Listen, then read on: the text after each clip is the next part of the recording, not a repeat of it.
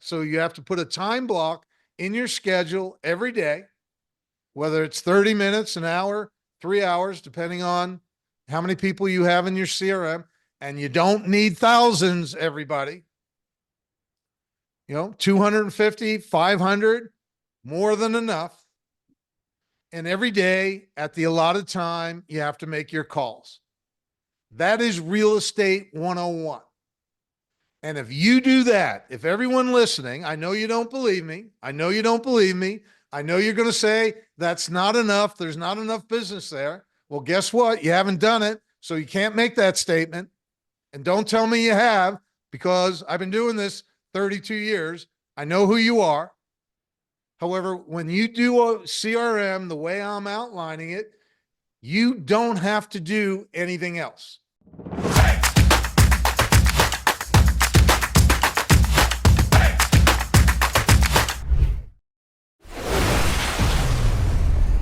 I cannot think of a better guest to whip your asses into high gear than an ex-professional football player, and most specifically, a football player that played for the Miami Dolphins under Don Shula. And if you're a football fan, you already know what that means in the early 1980s, which included a Super Bowl. So without further ado, because there's nothing more that I can say that would top that, welcome Steve Shull to the show. I'm excited to have this conversation with you. Well, I'm excited to be here and look forward to whatever comes next. Well, obviously you have shifted careers, and you've segued into finance and then into real estate. Now you're a coach. You've coached thousands, maybe hundreds of thousands of real estate agents. But before we get to the goods, which I know is going to be good, I got to hear about, what led you to where you are today. And you've got to hear some football stories, because I assume you played with Dan Marino and the likes of that team, right? Yeah, my rookie year, Bob Greasy was still the quarterback, and then David Woodley, and then my last year was Dan Marino's rookie year in the NFL. That's amazing. So what years did you play in the NFL? 1980, 81, 82, and 83. Awesome. Where'd you go to college? College of William and Mary in Really? Williamsburg, Virginia. Yep. Okay. Yeah. Not exactly what I would consider an A NCAA football powerhouse. Come on. Maybe back then. I don't know. No, not back then either. That's cool. What position did you play? Linebacker. Oh God. So like you literally, I mean, of all positions, it's the position that just has incredible power and speed and a combination of all the things. So I can see the segue here, because being a real estate coach does require various levels of all of those things. And so when you left the game, it was an injury that caused you to leave the game. Tell us what happened. Well, it's an somewhat interesting story. Every year we would play the New Orleans Saints in a scrimmage, and the year before in the scrimmage, I hurt my knee, and it took me several weeks to recover. And then the following year, we're scrimmaging the Saints again, and I had a premonition something bad was going to happen. And we go through the scrimmage, and I'm done, and everything's great. Big sigh of relief. And someone else got hurt, and I had to go back in for one more play. Oh no. And I'm diving over the top to make a tackle. Fullback hits me right in my knee with his helmet, and I flipped over, my leg whiplashed, and I tore 2 ligaments and cartilage. And that was I tried coming back the following year. I actually flunked my physical, which meant I'd be on the team for another year on injured reserve. Coach Shula picked up the phone, talked to the doctor. No, he passed. And so I was back on the field, and for 2 weeks, I was dragging around my leg, and I finally went into Shula and said, look, I can't, I'm going to get hurt again. I can't do this. And that was the end of, my football career. Wow. So there was no chance that you even figured, well, maybe I just need to give it more time to heal. You just said enough's enough. No, back then the surgery, when you tore your ACL back then, it was a serious thing. Um, they didn't have the technology that they had today. Normally be a 12-month to 18-month recovery if you recovered, and I just didn't recover from it. And for those of you that aren't familiar, that 1982 team, was that the undefeated team? No, that was in 72. That was That in was this. Okay. yeah, Okay. That was a little yeah, bit different. All right. yeah, That was a really big deal. But yeah. now it's funny that we're having this conversation, maybe not so funny. I don't know if you still follow and watch the NFL, but literally last night on one of the Monday Night Football games, in just, in the end of the game, down by 10, uh, really should have not had their starters in there. And a receiver, Chris Godwin, like his ankle was flipped the other direction. Of course, everybody was all over the coach after the game about that. It was interesting how and that's basically what happened to you, except even worse in a scrimmage. It's crazy. Yeah, but I mean, this is football. Yeah. This stuff happens. You can try and protect yourself all you want, and they're doing that. The rules have changed quite a bit. The biggest hit I ever had was in the Super Bowl, and I would have been fined $100,000 for that. That hit in today's game, and Right. so it's just a violent sport, and people don't realize, you know, how much, how much, impact there is and what the players go through. It's, and there's just no way to avoid that stuff. Yeah. Yeah. And in hindsight, do you feel like you're maybe fortunate that it happened and it happened for a reason, and maybe it saved you from much worse injury? Because there's a lot of guys that came out of the 80s, mentally, obviously with the concussion and all that kind of stuff. Do you ever feel fortunate that what happened to you happened? Uh, it is what it is. It's as I get older, I have a different view on things. The prospect of losing my mind, with CTE or something like that, that's a scary thought. That's a really scary thought. And, so I'm always checking myself to make sure this thing is Yeah. working the way I need it to work. But, life is filled with risk. There's no way to put yourself in a bubble. So I really, I really value, the years that I, played 11 years total of football. I value those years, the lessons I learned, playing with Don Shula, that's a once in a lifetime experience. And, the things I learned from football, I'm fortunate I'm able to apply all of it to what I do now. And I think that's what gives me a leg up as a real estate coach, because I really understand what team is about, and I really understand what coaching is about. And great coaching makes a difference. There's a reason why Don Shula is the winningest coach in NFL history, Yeah. because the way he coached and his philosophies. And having been part of that, I try and impart that experience that I learned to the people I work with on a daily basis. Yeah, I love that. It's a great answer. Last question about sports is, you mentioned the rule changes. Is today's athlete softer than the athlete from your years? They're bigger, they're stronger. I mean, the plays that I see are ungodly.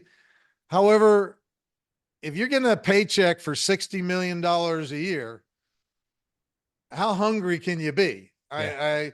And that's not, I don't mean to take away anything. Look at Tom Brady. I mean, that guy worked his butt off. My signing bonus, 1980, $500.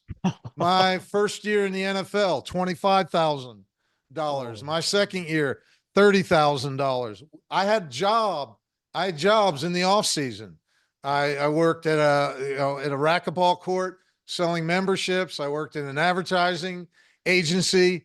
We'd play in charity basketball games in the off season, and we would get paid $75 to play in these games, and we would all be fighting for a spot to get our $75. So, the economics were very different back when I played as compared to today. And, it's just, again, man, if what these guys are making it's truly phenomenal. Now, it's trickled down in the college athletes are getting paid big bucks. So yeah, I think it is impacting the sport in some ways. Yeah. That's fascinating conversation. As you could probably already tell, I could have this conversation with you for hours, but that's not why you're here. Now, Okay. you left the sport, you got injured. Where'd you go next? So I went back to University of Miami. I got my MBA. And from there, I got a job on Wall Street. I got a job with Solomon Brothers on their government desk, right in the epicenter of the financial universe. And so that was quite the experience. And I did that for 5 years. And then through a series of events, I moved from the East Coast out to Southern California in when would this be? 1991, and started selling residential real estate in Fullerton, California. And if anyone was around selling real estate in 1991, it was horrific. I mean, my first year in business, I was 6 months in with 40 listings and nothing under contract. Wow. That tells you how different things were. And I ended up in that first year selling 53 homes and was knocking 200 doors a day, calling every expired every day.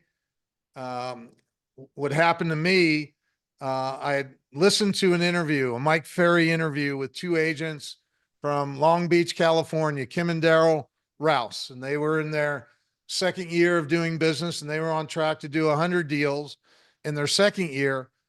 And I listened to that interview, and it just clicked for me immediately. Real estate is a progression. Contacts equal leads, leads equal appointments, appointments equal listings, listings equal sales. I got that like instantly, and I didn't have a need to reinvent the wheel. I was going to these programs. I was watching these top producers on stage, and I just did what they were doing. This is, I have a book out now called Real Estate is Not Rocket Science. Yep. And the reason I titled it, because guess what? Real estate is not rocket science. Yeah. So in that, first year ended up closing 53 deals. Wow. My second year was on track to do 100. And that's when I came up with the idea of creating a coaching program in real estate. At that point in time, there was no such thing as coaching. There were plenty of real estate trainers, Mike Ferry, Floyd Wickman, and a host of others, and but no coaching per se. And so I went to Mike Ferry and said, here's my idea of creating a coaching program. I had partnered up with someone, and I said, what I did with this person, I think I can do with a lot of people. Mike said, great. And we went to Las Vegas, and we were speaking in an office, Coldwell Banker Premier. We signed up our first 9 clients for a coaching program. Then we went and did a bigger program in San Francisco. We signed up 90 people at that program, and I had to go back to the office and create a coaching program. Oh man. And the initial program was, it was a 15-minute phone call every other week. I created a sheet that people would fax me, their contacts, their appointments, their listings, their sales. And so it was a 15-minute phone call every other week. It was $100 a month. And that's how real estate coaching got started. Wow. That's interesting. I actually didn't know that that's how it got started in the industry. That's a strong claim. I mean, I guess you know this because you were working with the Fairies, for example, who are kind of the OGs of coaching. But there was literally no coaching prior to you guys kicking this off. No, this is my idea. I Wow. started real estate coaching. Wow. How long did you work with the Fairies? Do you still work with the Fairies? No, I was there till 93 to 96. And in 1996, I formed my own company, Performance Coaching. Started coaching in 2007. I got together with two people in the industry, started a brokerage, Tellus Properties, did that for 5 years, maintained my coaching practice, and then left there. And, all in total, this is my 32nd year of coaching real estate agents. That's wild. So literally, you were in this your second year when you decided to do this. Did you not feel like, or did you have any concern that a lack of experience would devalue your credibility as a potential coach? Never a thought. That's just confidence. There you go.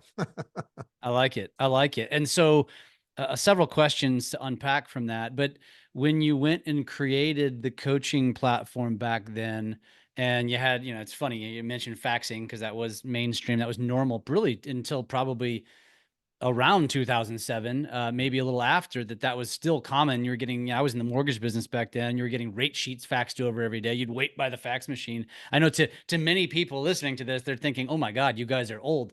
But it wasn't that long ago. It doesn't feel like it was that long ago. And so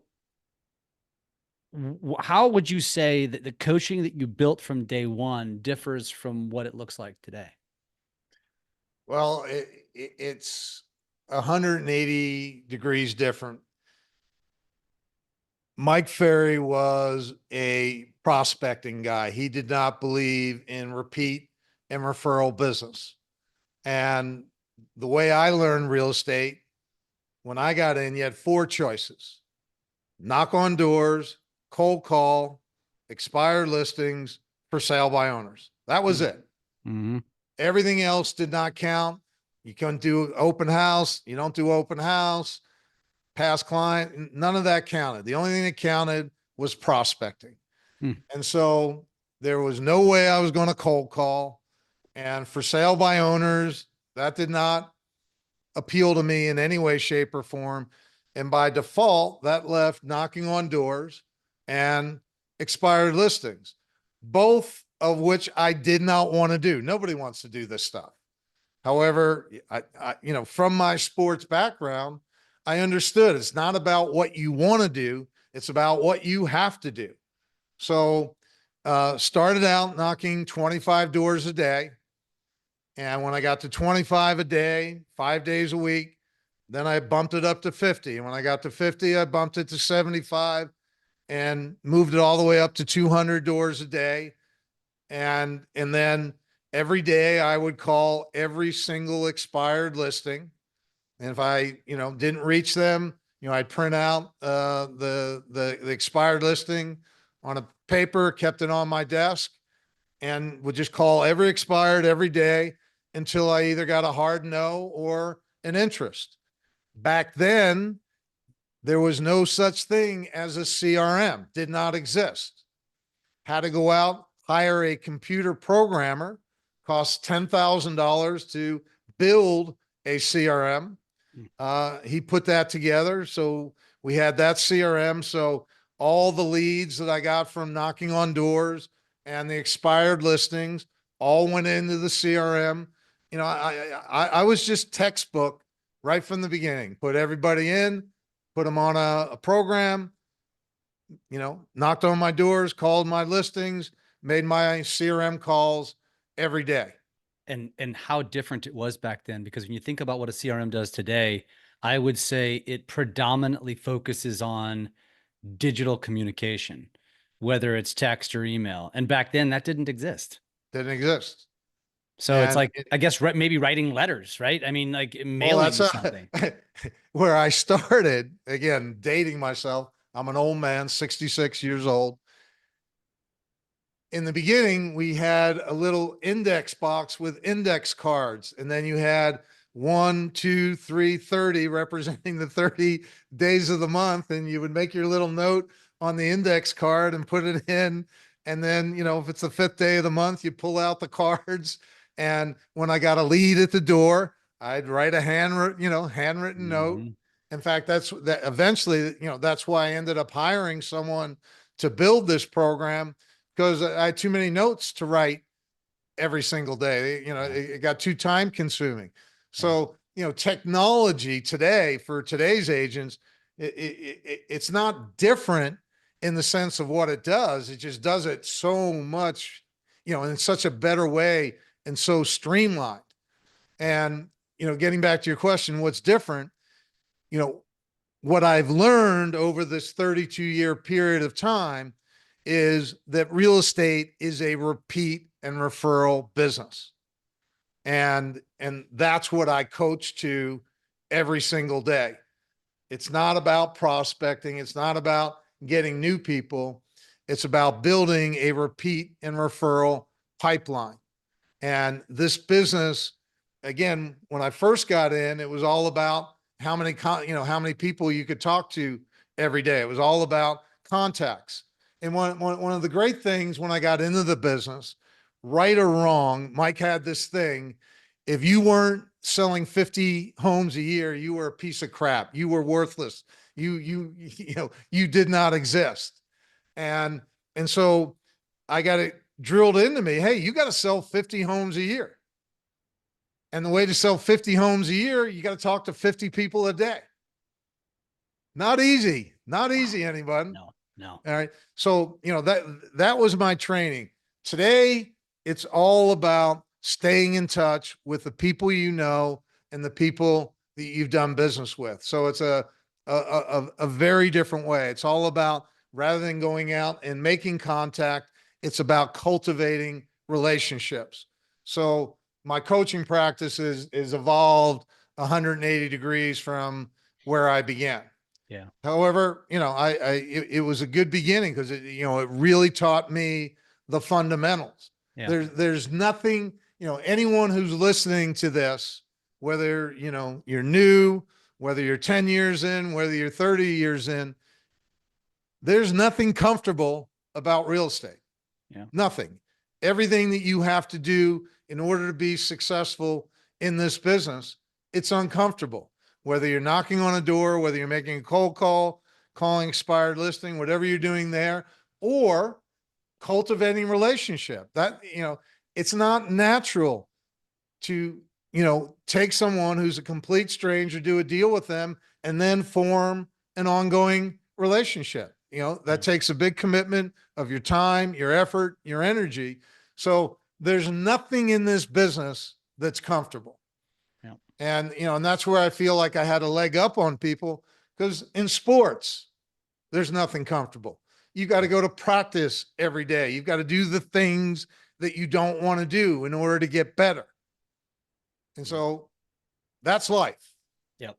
That's why the majority of our industry would not qualify in that 50 transaction. So the vast majority of this industry effectively is a failure in that regard. And I'm really glad that we touched on this, because there's probably a lot of people listening to this that are fairly mind blown, because these are not topics that we necessarily discuss today, but I think it's important and it's relevant, because there's a lot of agents, humans in general, just bitching about the way the world is today and how hard it is.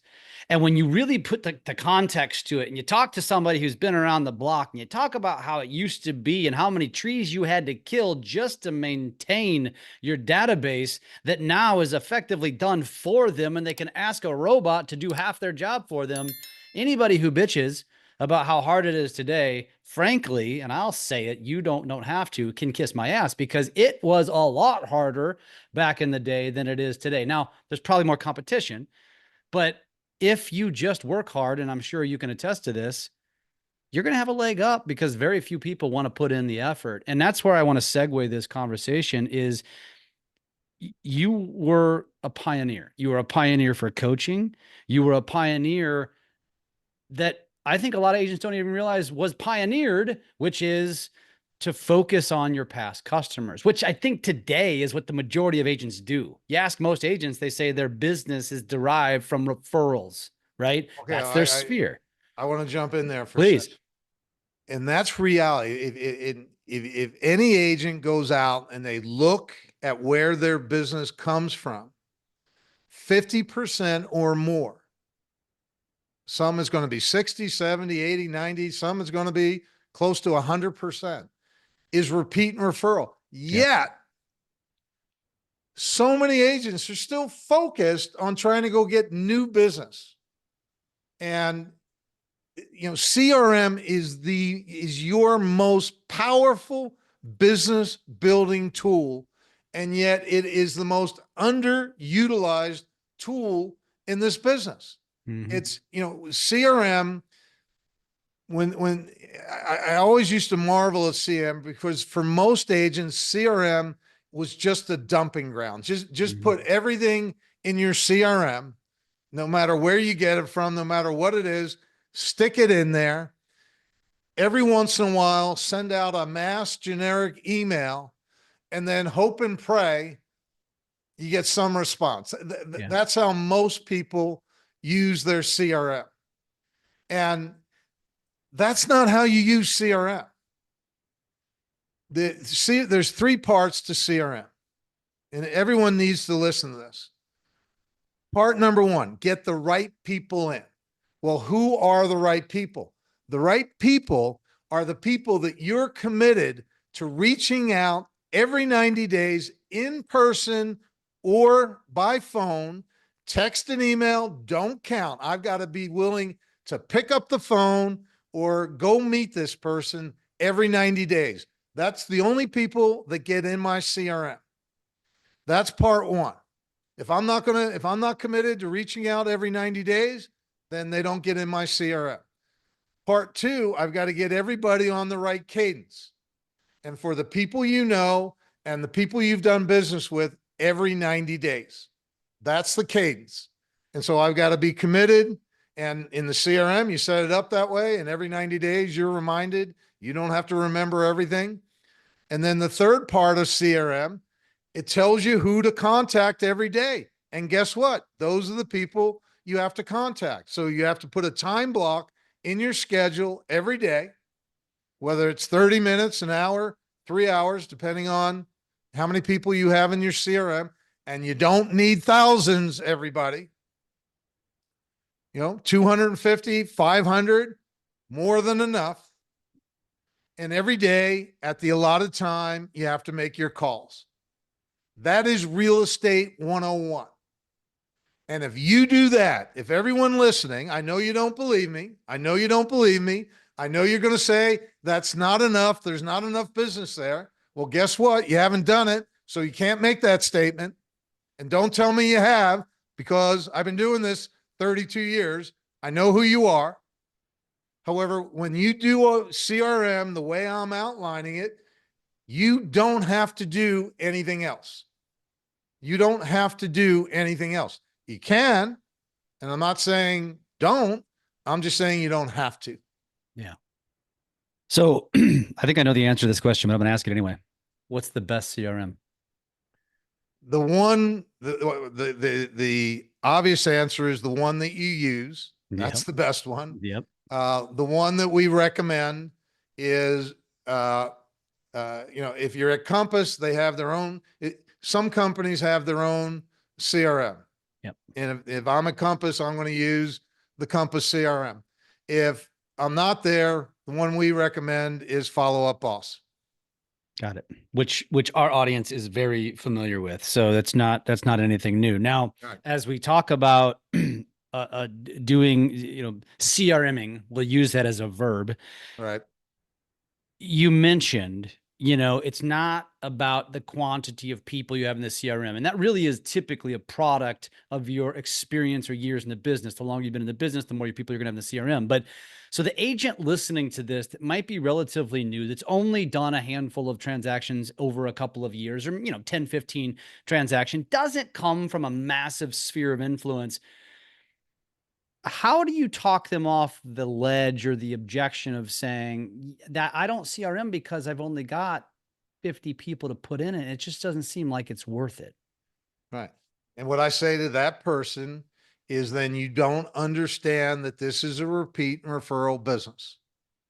And if you just put one person, think about this.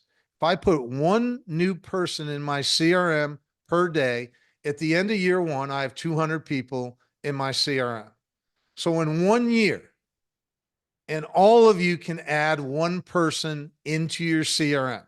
There's one person that you're going to run into in a day that you can put into your CRM. And if you can't do that, then don't be in real estate, because that's what the business is. It's a relationship driven business fueled by human connection. That's what this is. Yeah. So And where does somebody go find that person a day? Because now that becomes prospecting. at the coffee shop, in the grocery store, at school, you're a human being. You're out and about. You're in the world. Yeah. And again, if you're going to be in real estate, you've Yeah. got to talk to people. That's the number one skill you have to have in this business. You can't be a secret agent. There's only a few people, and I've worked with some, that they're not talking to anyone, and they're really great at what they do. But for the other 99.9%, you've got to go out and talk to people. That's Yeah. just part of being in the game. Yep. Yep. 100%. Now, for conversely, for the agent who's been around the block for a long time, never really fully embraced the CRM. And so what holds them back is the time that it's going to take to set up said CRM. What is your response to the person that is holding them back? What you're doing now by not using your CRM is holding you back way more than the time it would take. Again, this is not hard, man. This is easy stuff. And the reason why people don't do it, the reason why they procrastinate, is because they don't want to be in relationship. Again, it's not natural. It's not natural. It's not comfortable. However, if you don't understand what the business is, and again, go out, survey all the top producing agents, look at source where their business is coming from, and you're going to see again and again and again, it is a repeat and referral business. So understand what the business is so you can leverage it. Yeah. There's only so many hours in a day. You can only do so many things. And this is a big focus. Gary Keller, he said it in The One Thing. The most important thing to do every day is always the most important thing to do.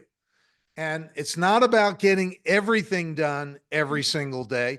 It's about getting the most important thing done every day. And in real estate, the most important thing is cultivating relationship. Yeah. That's the most important thing. And so anyone listening, understand this is your job. Real estate agent, job description, cultivate relationship. Yep. That's the job. Yep. Yeah. And you probably do an episode just talking about this in general. And I think a lot of agents probably need to hear this, but sadly, I think the idea of where and how to cultivate is probably under discussed because we tend to always jump ahead to the thing that you should be doing after you have it. And as you mentioned, coffee shop, school, you didn't mention what's behind me, which there's tons of cultivation that can happen on social media if you use it correctly. B&Is, networking groups, like you've got to put yourself out there. And I think it's honestly, I think it's undervalued, probably under talked about, but you just gave a very powerful nugget to everybody listening to this who is struggling and I want you to repeat those numbers.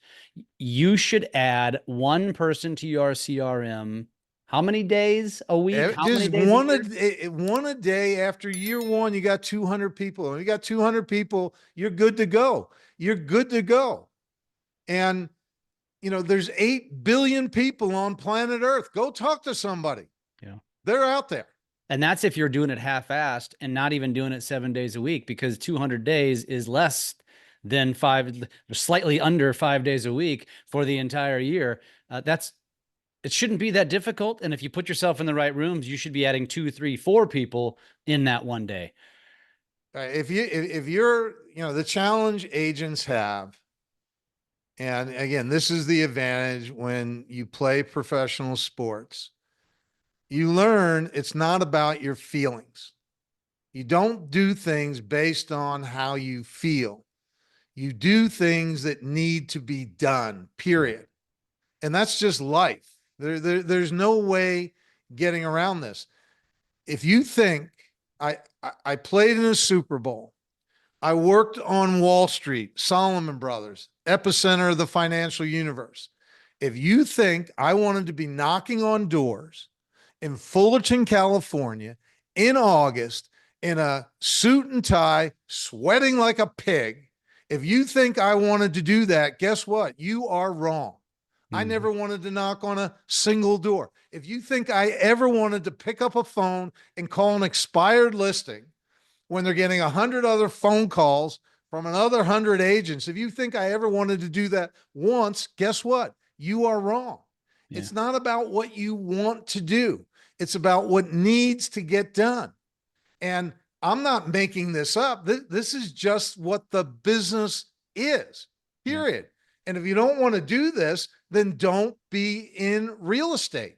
There's no way around this. There's no magic pill. There's no shortcut here. This is the business. Yeah. So just to stay on this topic, because I think this has been a powerful one.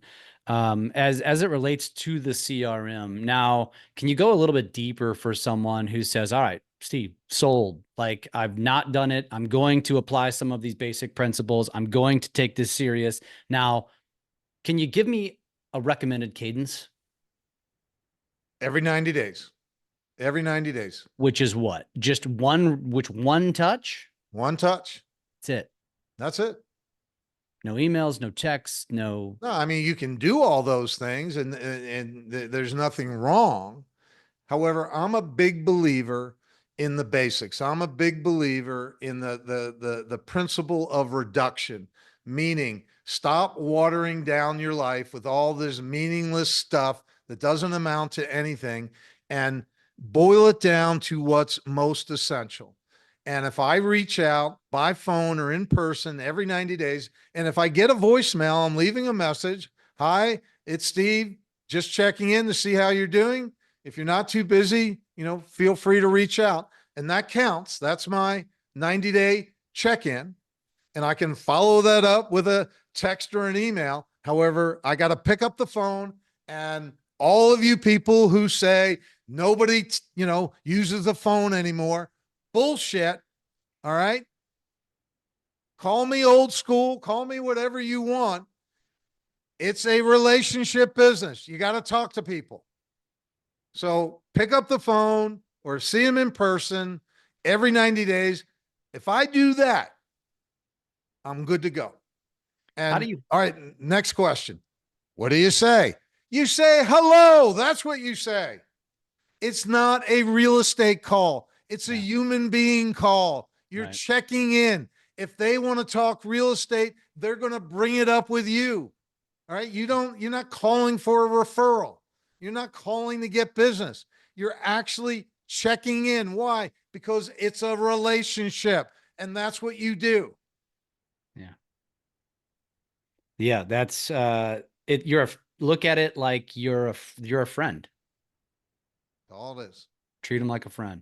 Right. Now, do you believe in, the intricacies of again, CRMing to the point where, Steve, you're my client. I know you're a big Miami Dolphins fan. I have that in my notes somewhere. The Miami Dolphins happen to have a good year, not this year, but this say, let's just hypothetically, and you're in the playoffs, you go to the Super Bowl.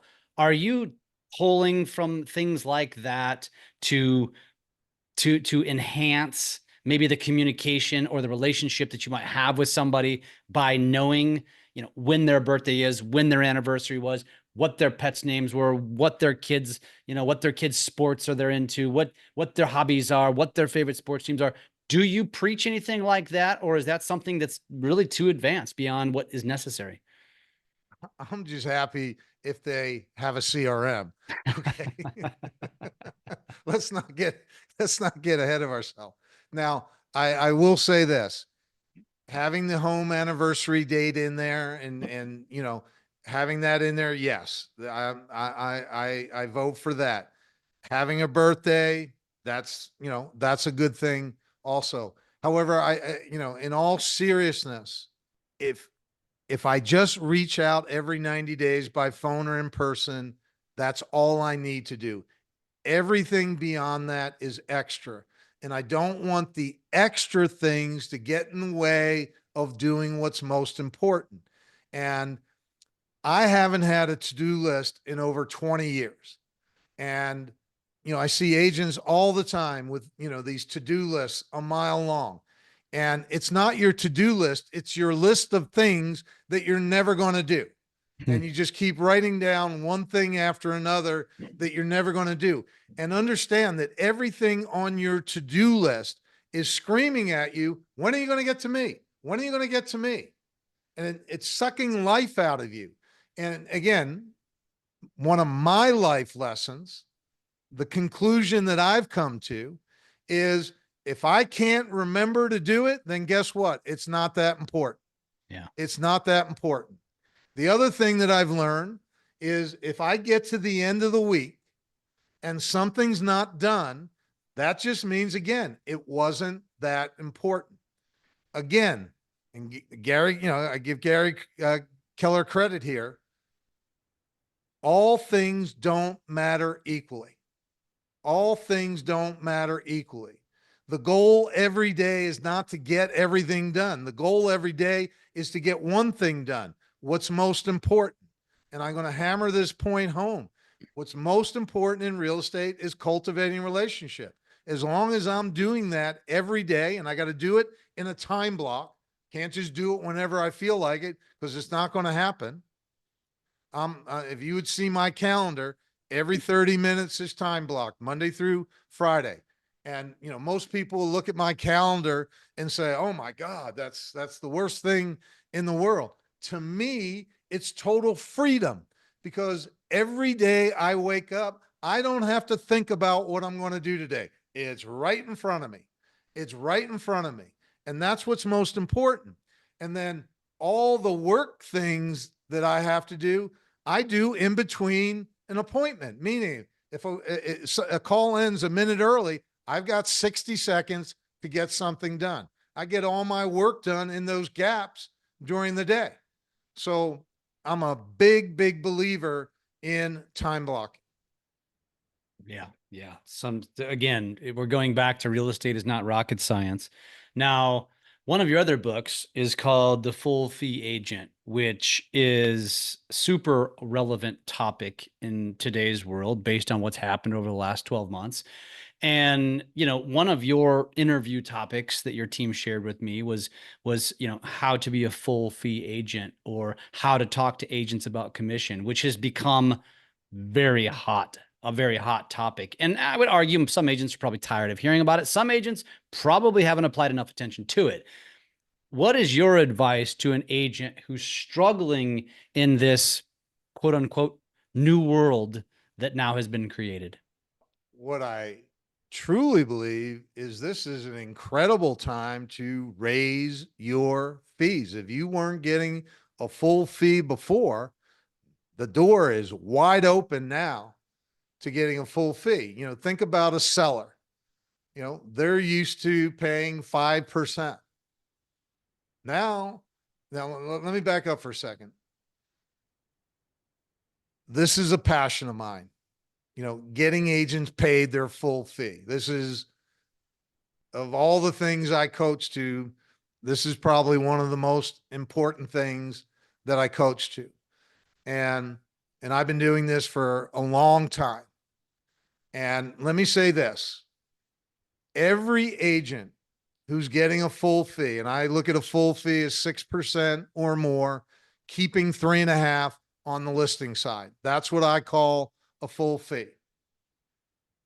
Every agent who gets a full fee does so in a market where everyone else is charging less. I want to be very clear about that. There's nobody getting a full fee because everyone else is charging that. The people who are getting, we're getting 6, that are getting 3.5, they do it in a market where everyone else works for less. So let's be very clear about that. This is not market specific. And what people don't understand about commission, it's not based on your value, and it's not based on your ability to articulate your value. I wrote The Full Fee Agent with Chris Voss, and many of you may know Chris from, he's the author of Never Split the Difference. Mm-hmm. And over 8 years ago, 9 years ago, one of my clients gave me that book. They went to a book signing in Malibu, and Chris was there, and they got me a signed copy. What drew me in was the title of the book, Never Split the Difference. Because what does every real estate agent do? Mm-hmm. They split the difference. That's how they put every deal together. And so I started reading this book, and boom, epiphany. And the epiphany was that you can't overcome emotion with fact, logic, and reason. And I had been doing the exact opposite. I was the guy, I was 25 years into my coaching when I read this book. And I was the guy who was always trying to take all the emotion out of real estate and boil everything down to fact, logic, and reason. Every script, and I've written more dialogue than anyone in real estate. Every script was that way: fact, logic, and reason. Lead people to an inescapable conclusion. And when I read this, man, I did a 180 in 1 second. I completely changed my whole philosophy of coaching. And I reached out to Chris. This book was about, Chris was a former hostage negotiator, the lead international hostage negotiator for the FBI. Wow. And everything that he wrote about in this book applies to real estate 100%. If you haven't read the book, you need to go read the book. Never Split the Difference. So I reached out to Chris, and I said, Chris, everything you wrote about in this book applies to real estate. I'd love to partner up with you. And he said, great. And we started our first 8-week negotiation course. And that led to Chris and I collaborating and writing the book, The Full Fee Agent. And the point I want to make, one of the things that Chris taught me is the concept of the favorite and the fool. And what people don't realize in real estate, this entire industry is built on a false premise. And that premise is, and all of you are thinking this way, all of you think you win or lose business based on your ability to articulate your value to a buyer or a seller. Just look at all the training around the NAR settlement. Articulate your value. You got to articulate your value. You got to articulate your value. Bullshit. I love the curse. Sorry. Welcome. It's welcome. Right. When you get that phone call that all of you want to get, hi, we're thinking about selling our home, and we'd love for you to come out and speak to us. All of you, when you get that phone call, yes, this is what I live for. and you're going to spend 2 hours or more preparing for that appointment. You're going to drive out to that appointment. You're going to take a tour of the home, and depending on the size of the home, it's going to be 15 minutes to an hour or more touring the home. Then you're going to sit down in their living room, and you're going to pull out your pretty presentation, because every company now has a presentation. When I started in the business, you had to put all this stuff together yourself. Mm-hmm. And then you're either going to go through a informal presentation or a very formal presentation. 2 hours later or more, they're going to say to you, thank you so much. You've given us everything to think about. Let us process and we'll get back to you. And you leave that appointment, oh my God, did I get it? Did I not get it? And you beat yourself up all the way on the drive home. Why did I say that? I should have said this. All this nonsense. And then for 24 hours or 48 hours or 72 hours or longer, you're on pins and needles. And then your cell phone rings. And you see it's them. And your heart starts beating. Steve, it was a really hard decision. Oh boy. You gave us so much to think about. You did an incredible job. However, we've decided to go in a different direction. And you're heartbroken. You're devastated. Yeah. You were counting on that commission. Guess what, everyone? When they called you, they already knew who they were going to list with, or they were leaning strongly in a direction. You're either the favorite, meaning they want to work with you, or you're the fool in the game. You are simply due diligence. And through Chris, we now teach a way of getting to the same outcome that takes you 10 hours or more to get to. We get to that same outcome on a Zoom call or a phone call in 15 minutes, give or take. Not talking about price, not talking about home preparation, and not talking about marketing. The idea of that is absurd. I know all of you are sitting out there thinking this guy is nuts. And you would be right. I am nuts.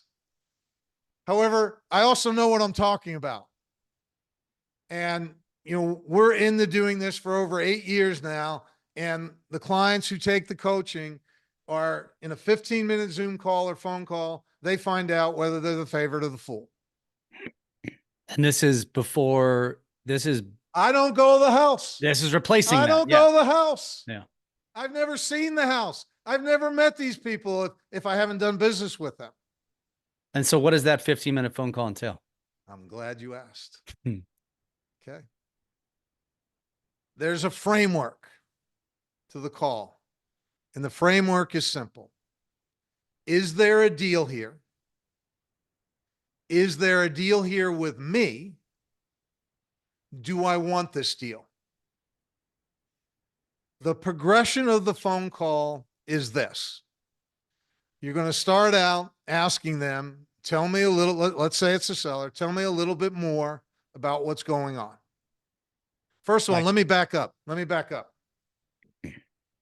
When I get that phone call and they're saying, we'd like you to come out to the house. Great. I'd love to do that. However, if it's not too much trouble and we can either do it right now or we can do it at a more convenient time, would it be impossible to set up a quick 15-minute Zoom call so I can get a better idea of what's going on? Notice how I phrase that. If it's not impossible, we call that a no-oriented question. All of you, when you ask your questions, you're all trying to get to yes. What you don't understand when you're asking a question where you're trying to get a yes answer, you're actually creating resistance. You always want to formulate your questions in a way to elicit a no response that serves you. No makes people feel safe and protected. So anyway, when I say, would it be impossible to set up that call? That's my first indication of whether I'm the favorite or the fool. If I get pushback, if they don't want to set up the appointment, oh, can't you just come out? That's a clear sign I'm probably the fool in the game. And I'm going to explore that right then and there, because if I'm the fool in the game, guess what? I'm not going on the appointment. When you're the favorite, your chances of getting the listing are 80% or greater. When you're the fool in the game, your chances of getting the listing are 20% or less. If I only have a 20% chance, I'm not going on the appointment at all.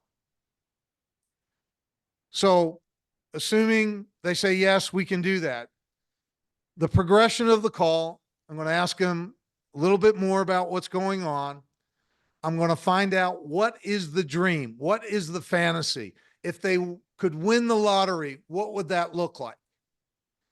Then I'm going to get into, okay, now that we know what you really want, what are you actually hoping for? And hope is the fantasy tinged with some reality. And what I'm trying to figure out here, is this person realistic or not? So we're going to talk about the dream. We're going to talk about the hope. I'm going to summarize what I hear. It sounds like what you're saying is X, Y, and Z to make them feel understood. Now I'm going to go to what would be the nightmare outcome? What would be the worst possible outcome? What is the thing that you most want to avoid? Why this is important is fear of loss is the biggest motivator of human behavior. Now I'm really going to find out what's motivating them. So I'm going to get into the dream, the hope, then the nightmare. Then I'm going to get into the role of the real estate agent. What do they see the role of the real estate agent? Then I'm going to ask what we call proof of life question. I'm curious, of all the agents you could have reached out to, why me?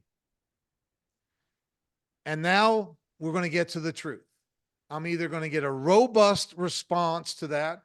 You sold our neighbor's home. They raved about you. We went on your website. We read your testimonials. We love everything you do. Ding, ding, ding. I'm probably the favorite. Versus, oh, we got a piece of, got a postcard in the mail. We were driving in the neighborhood. We saw your sign. We were throwing darts at a dartboard. Your name came up.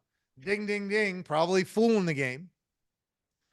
And so based on the information that I've gathered so far, I'm going to say either, at the risk of not wanting to be presumptuous, would it be wrong to assume that you would like to work together? Now there's only two responses. No, absolutely want to work together, or anything else. Yep. So I'm going to find out, or if I think I'm the fool in the game, I'm going to say, at the risk of putting you on the spot, would it be wrong to think that you're probably leaning in the direction of another agent? I'm not afraid of the truth. Why? Because I'm either the favorite or I'm the fool. It has nothing to do with me convincing them of why they should work with me. Yep.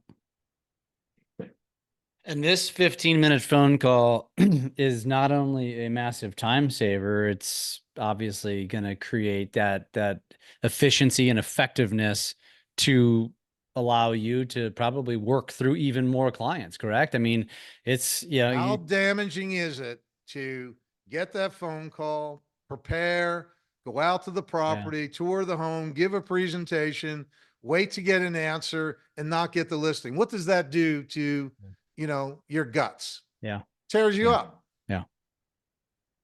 100%. Well, we are running up against the clock, and We're up against the clock. I feel like there's a lot more to cover here. So I want to first say this. Obviously, you know, you've mentioned this. You've authored several books. I've mentioned The Full Fee Agent. We mentioned real estate is not rocket science. You've also got the real estate team playbook. Correct. Um, if somebody wanted to connect with you and they're just thinking to themselves, Steve, I need more. I need more. How do I connect with you? How do I get into your circle? What is the best way to do so? Just email support@performancecoaching.com and we'll point you in the right direction. Okay. And if somebody wants to try to get to you specifically, is there a way to do so? Support@performancecoaching.com. I love the consistency. Are you on social media? I am. Where can they find you? Where can they follow you? Instagram. Instagram. And it's, Don't have Shull. I think it's Shull Performance Coaching. it is. Yes. Okay. Yes. I was going to answer that for you. And you have a website, performancecoaching.com. Performancecoaching.com. A lot of great information there. All our programs, can download free chapters of each book. A lot of information there. What would be your best parting thoughts to leave with our audience today? The most important thing is to understand that you are good enough. That is the most important thing. This idea, and we all have it, that somehow we're not good enough. Everything bad that happens in our life emanates from that false belief. You've got to learn who you really are. Most people will go through their entire lives not understanding who they really are. And it's not who you think you should be. Who you are is so much greater than who you're trying to be. So that's my parting thought for everybody.